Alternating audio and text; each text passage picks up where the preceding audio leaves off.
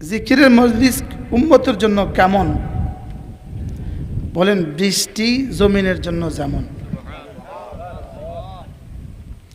সরাসরি বৃষ্টি দ্বারা জমিনের যে ফায়দা হয়, জিকিরের মজলিসের দ্বারা উম্মতের হৃদয়ের এই ফায়দা হয়।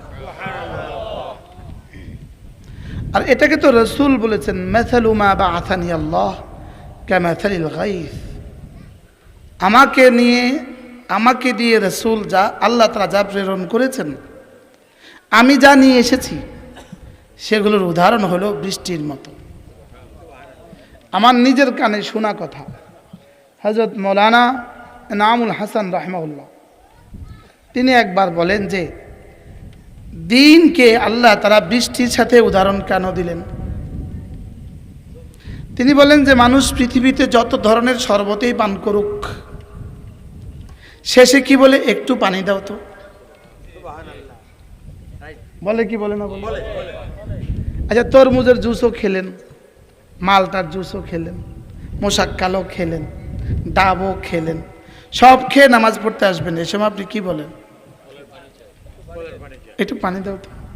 বিষয়টা কি? এটা হলো মাসালু মা বাআসানিল গাইস মাসালু মা বাআসানি কামাসালিল গাইস। আমাকে যা দিয়ে পাঠিয়েছেন তা হলো বৃষ্টির পানির মতো। সুবহানাল্লাহ।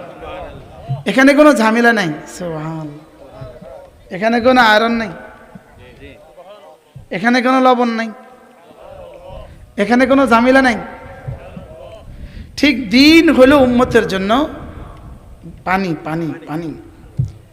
পানি জমিনের জন্য যেমন, দিন উম্মতের হৃদয়ের জন্য তেমন। আর গুনাহ কেমন? বিষ শরীরের জন্য যেমন, গুনাহ হৃদয়ের জন্য তেমন। বলেন নাউজুবিল্লাহ। গুনাহ শরীরের জন্য কেমন, গুনাহ হৃদয়ের জন্য কেমন? বিষ শরীরের জন্য, এজন্য দারারুল সামুম কা দারারিল আবদান। বিষের প্রতিক্রিয়া শরীরের জন্য যেমন, গুনাহের প্রতিক্রিয়া দিলের জন্য তেমন। মহান আপনাদেরকে অনেক সুন্দর করে বলেছেন, এই তাপদহ এই আগুন, এটা মিন ফাইহে জাহান্নাম, ইন্না শিদ্দাতান নার মিন ফাইহে জাহান্নাম। রাসূল বলেন অতিরিক্ত গরম এটা জাহান্নামের নিঃশ্বাস।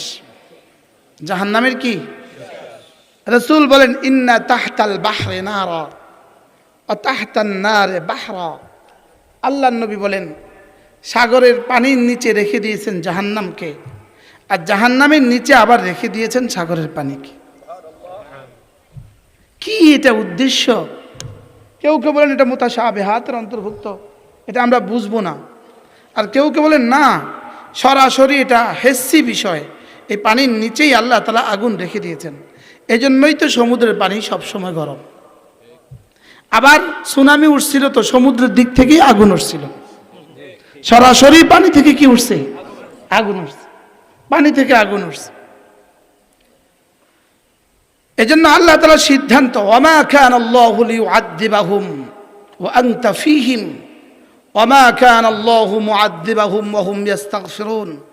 রব বলেন তোমরা যদি দুটো কাজ করো, তোমাদের কাছে আমি দুটো নিরাপত্তার কার্ড পাঠিয়েছি। কার্ড, নিরাপত্তার কার্ড। বলেন, যেমন আপনি ক্যান্টনমেন্টে ঢুকবেন তো নিরাপত্তার পাস আছে, আছে না নাই? আপনি এয়ারপোর্টে ঢুকবেন তো নিরাপত্তার পাস আছে। আপনার পাস দিয়ে আপনি এয়ারপোর্টে ঢোকেন, আপনার পাস দিয়ে আপনি ক্যান্টনমেন্টে ঢোকেন।